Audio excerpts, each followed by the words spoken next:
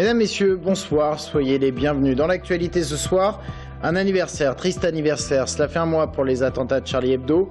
Un mois après, quelle sécurité en Touraine? Que reste-t-il de l'unité nationale? Et puis Charlie Hebdo, le numéro post-attentat, comment s'est-il vendu? Presque 60 000 exemplaires ont été écoulés en Indre-et-Loire, du jamais vu depuis la Libération pour un journal. On reparle d'étapes, les temps d'activité périscolaire, nouvelle polémique à Tours, des parents d'élèves dénoncent leur organisation, on en parle dans quelques instants. Et puis la défaite du Tour volleyball hier soir contre la SUL de Lyon, victoire des Lyonnais très serrée au tie-break et une défaite de mauvais augure pour les volleyeurs tourangeaux. Les attentats à Charlie Hebdo, c'était donc il y a un mois. Dans un instant, nous verrons ce qu'il en reste dans les esprits chez nous. Mais avant, un numéro qui était très attendu, que l'on s'est arraché. Le numéro de Charlie Hebdo post-attentat. Presque 60 000 exemplaires ont été vendus en Indre-et-Loire. Ce n'est quasiment jamais arrivé dans l'histoire de la presse. Charlie Hebdo qui continue encore à se vendre aujourd'hui avec de nouveaux réapprovisionnements. Audrey Champigny. 7 millions d'exemplaires, du jamais vu depuis la Libération. En Indre-et-Loire, le dernier numéro de Charlie Hebdo, appelé le numéro des survivants, a été tiré à plus de 57 000 exemplaires au lieu de 650 d'ordinaire. Un mois après, les stocks ont été réapprovisionnés et le désormais célèbre journal satirique se vend toujours, même si l'euphorie des premiers jours est retombée. Là, on en a reçu une grosse quantité sur les deux magasins. On en vend pas mal, mais rien, c'est pas comparable à ce qu'on a fait au tout début. On en vend une trentaine, une quarantaine par jour, rien à voir par rapport à une semaine après les événements. L'édition du 14 janvier devrait être disponible encore pendant une semaine. 7600 exemplaires supplémentaires seront distribués dès demain chez les marchands de journaux, en attendant le nouveau numéro. Car le rendez-vous est fixé, Charlie Hebdo sera bien de retour dans les kiosques le 25 février prochain. Pour le contenu, aucune information n'a encore été partagée. Riss, qui remplace Charb à la direction de la publication, a simplement annoncé qu'il n'y aurait probablement pas de caricature de Mahomet dans ce nouveau numéro. Et ce nouveau numéro du 25 février sera tiré à 9000 exemplaires pour l'Indre-et-Loire. Un mois après, quelle situation en Touraine? La synagogue de Tours bénéficie d'une protection militaire. Pas d'incident recensé chez nous envers la communauté musulmane d'Indre-et-Loire. Mais quel est l'état d'esprit qui prévaut au sein de cette communauté? Au-delà, que reste-t-il de l'unité nationale? On voit cela avec Julie Dubois et Barbara Arsenault. Un mois après les attentats de Paris, le plan Vigipirate est maintenu, notamment devant les lieux de culte. À Tours, la synagogue est gardée par 2 camions militaires, une mesure qui rassure la population juive. Effectivement, les fidèles se sentent rassurés. Donc d'un côté c'est positif, d'un autre côté c'est extrêmement triste de savoir que les gens qui ont envie de prier sont obligés de se faire garder par l'armée. Ça veut dire que le fait d'aller prier en soi est dangereux pour telle ou telle religion. En Touraine, les demandes d'immigration vers Israël n'ont pas augmenté depuis les attentats. À la mosquée, changement plus visible. Des tracts sont distribués à la sortie de la grande prière du vendredi pour dissuader les candidats au djihad et condamner les attentats de Paris. La plupart des fidèles que l'on a rencontrés refusent de s'exprimer face caméra. Ils se disent lassés de devoir se justifier en permanence.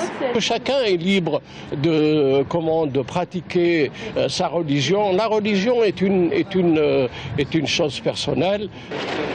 En France, plusieurs actes anti-musulmans ont été recensés depuis l'attentat. Mais en Touraine, la situation est beaucoup plus calme. Non, je n'ai pas ressenti justement d'animosité contre la communauté nationale, contre les citoyens de confession musulmane.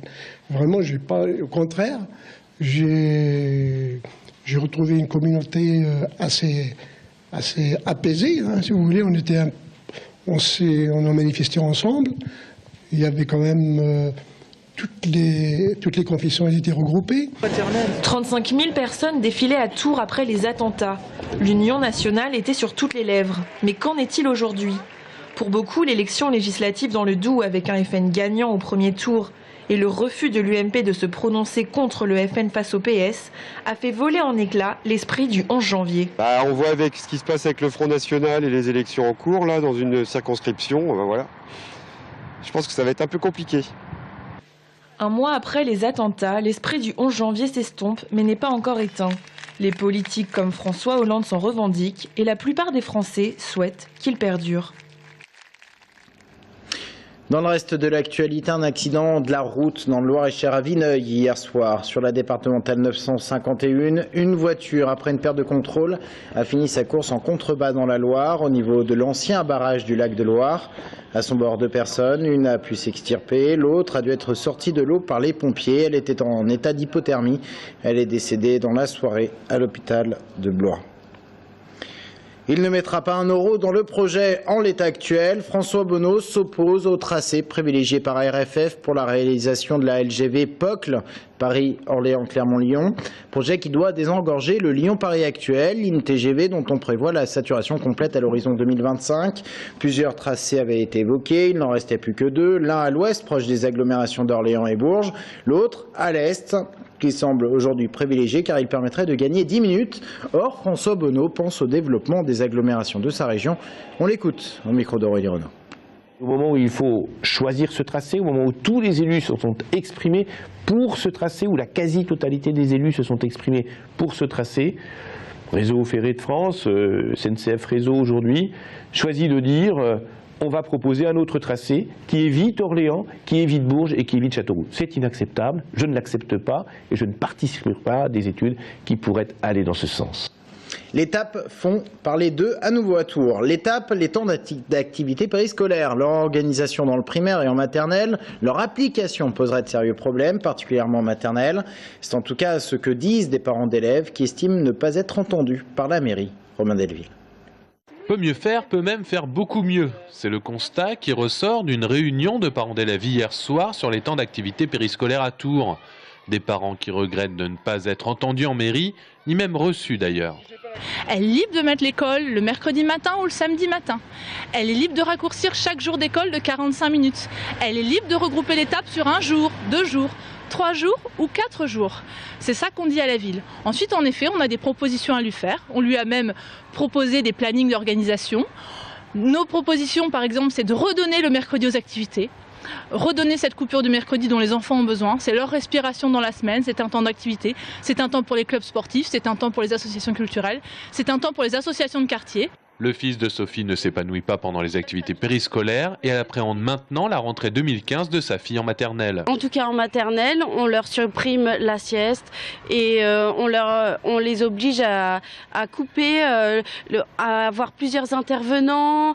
Il y a beaucoup de choses qui sont perturbantes pour des tout petits. Du côté de la mairie, on évoque un chantier énorme. 380 animateurs ont été recrutés, 43 associations sont partenaires. Un coût de 2 millions d'euros par an net pour la ville et ses 53 écoles. Et donc dans chacune de ces écoles, il a fallu trouver des adaptations en termes de temps, en termes de locaux, réquisitionner 150 locaux extérieurs pour éviter d'occuper trop les salles de classe. Ça veut dire, ayant réquisitionné ces salles, éviter ou empêcher certaines utilisations par les collèges ou les lycées à certains moments, donc une complication terrible en termes d'emploi du temps avec des centaines de modifications à faire. 80% des élèves de primaire à Tours fréquentent les activités périscolaires 2 fois par semaine, par séance d'1h30, ce qui représente environ 1500 ateliers par semaine.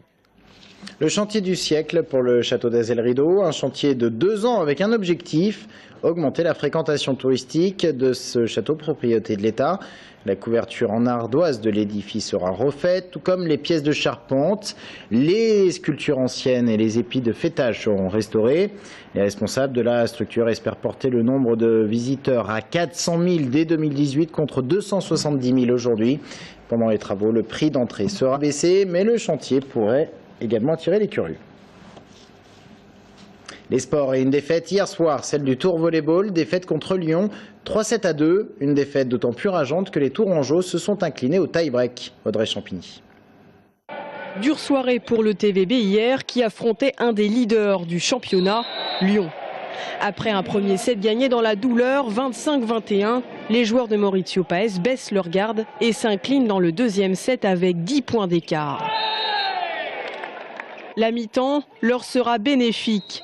Une troisième manche vite pliée en 23 minutes, 25-17.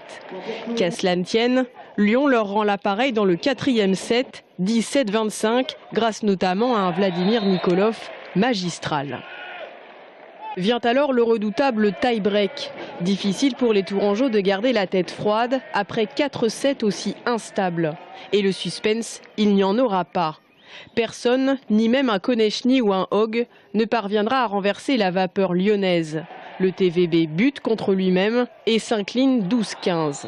On a pris le risque au service, au tie-break, on n'a pas réussi.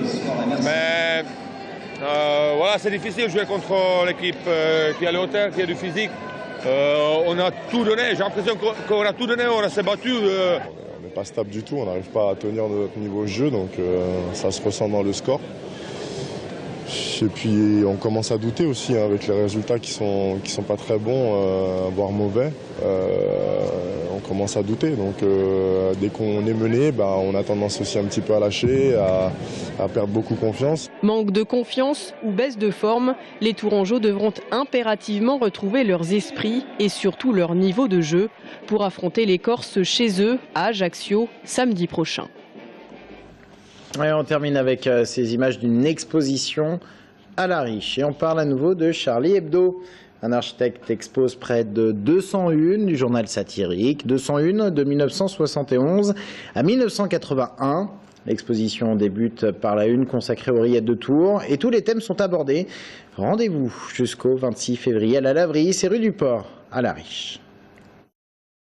Ça s'adresse aussi bien aux générations qui sont passées à côté,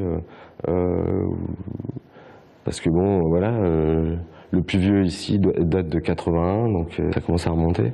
Je pense que ça peut permettre aux gens de comprendre le pourquoi du comment et peut-être faire un parallèle entre ce qui s'est fait dans cette période et la période qu'on connaît un peu plus, qui a suscité en plus des événements tragiques, quoi.